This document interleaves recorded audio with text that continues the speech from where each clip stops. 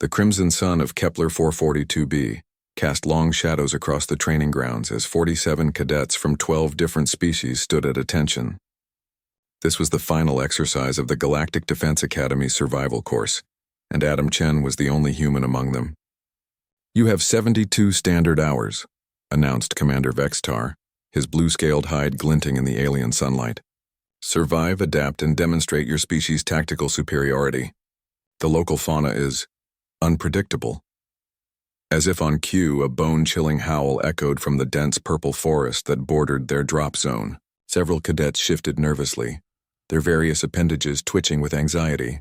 Kinza al-Rashid, a Zephyrian with crystalline wings and 6 arms, landed beside Adam with practiced grace.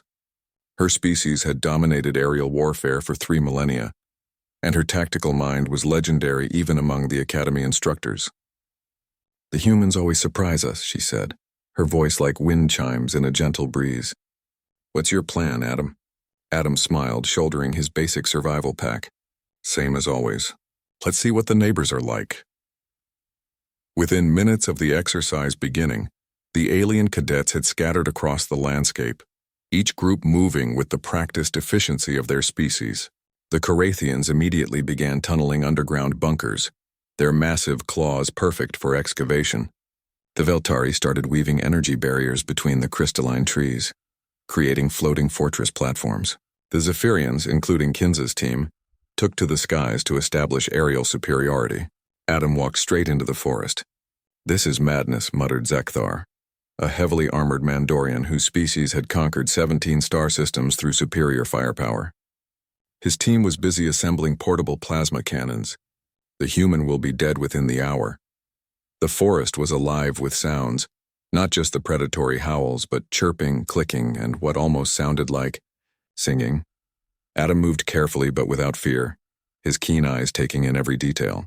Broken branches here, claw marks there, scat that indicated herbivores, not carnivores. A rustling in the purple undergrowth made him freeze. Yellow eyes, each the size of dinner plates, stared back at him from the shadows. Slowly, a creature emerged. Something like a cross between a bear and a gecko, covered in iridescent fur that shifted colors with its mood. Currently, it was a deep amber, which Adam hoped wasn't the color for hungry. "Hey there, big guy," Adam said softly, crouching down to appear less threatening.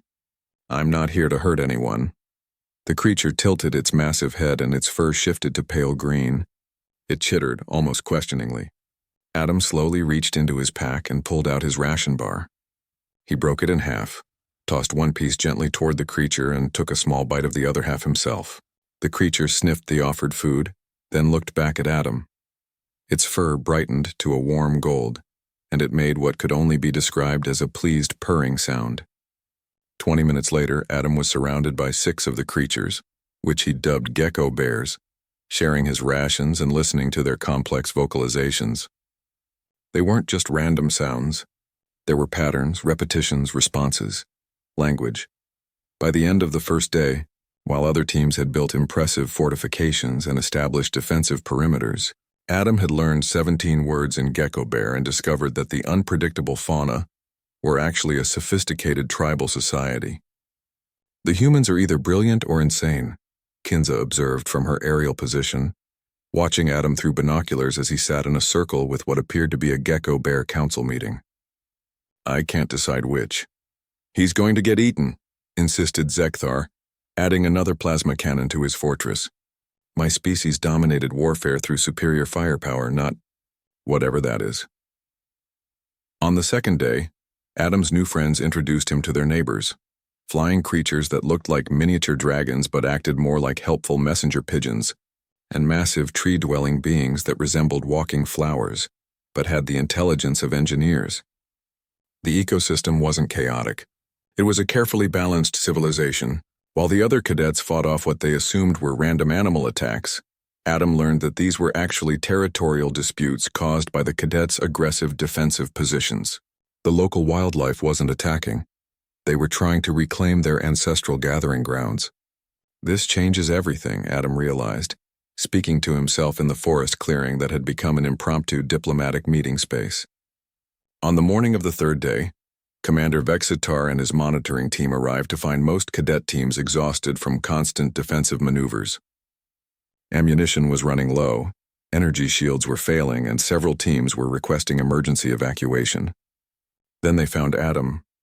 He was sitting comfortably in a large clearing surrounded by dozens of different species of local wildlife. The gecko bears were teaching him their weaving techniques using tough jungle vines. The dragon birds were bringing him fresh fruit from the forest canopy. The flower creatures were showing him how they cultivated certain plants for medicine. "Cadet Chen," Commander Vexar said, his voice carefully controlled. "Report." Adam stood, brushing off his uniform that was now decorated with small gifts from his new friends, woven bands from the gecko bears, bright feathers from the dragon birds, and small flowering vines from the tree dwellers. "Sir, the local fauna isn't unpredictable at all. They're highly organized, intelligent, and peaceful. The attacks on other teams were territorial responses to aggressive positioning. I've spent the last 3 days learning their languages and customs. They've shared their food, shelter, and knowledge freely." Kinza landed nearby. Her crystalline wings folded with what Adam had learned was an expression of amazement. "The monitoring team recorded everything. While we built walls, he built relationships." Commander Vexar was quiet for a long moment, studying the remarkable scene. The other instructors were taking readings, documenting the complex social structures Adam had uncovered in just 3 days. "And what did you learn, Cadet Chen?" Adam smiled, as one of the smaller gecko bears playfully climbed onto his shoulder. "That sometimes the best defense isn't a wall or a weapon, sir. Sometimes it's just asking if you can be friends." The gecko bear on his shoulder chittered something, and Adam chittered back, causing the creature to purr contentedly. "What did it say?" asked Kinza, genuinely curious. "He said humans are weird, but the good kind of weird," Adam translated, "and that I'm welcome back anytime." As the evaluation team packed up their equipment and the cadets prepared for extraction, Adam said his goodbyes to his new friends. The gecko bears gave him a woven band as a parting gift. The dragon birds performed a farewell song, and the flower creatures presented him with seeds from their sacred grove. Later in the transport back to the academy, Kinza sat beside Adam, still processing what she'd witnessed. "Your species really is different," she said thoughtfully. "How so?" "Every other species in the galaxy conquered through strength, technology, or cunning. Humans," she paused, watching him carefully tend to the seeds his friends had given him. "Humans conquer through curiosity and kindness." Adam looked out the viewport at the receding planet, where his new friends were probably already back to their daily lives, but now with stories about the strange human who spoke their language and shared their food. "Maybe that's not conquering at all," he said quietly. "Maybe that's just how you build a galaxy worth living in." In his final report, Commander Vexar would write, "Human tactical approach, unprecedented. Results, remarkable. Recommendation, further study required." But privately, he wondered if perhaps the other species had been approaching the problem wrong all along. After all, in a galaxy full of walls and weapons, maybe what they really needed were more humans willing to offer half their sandwich to a stranger.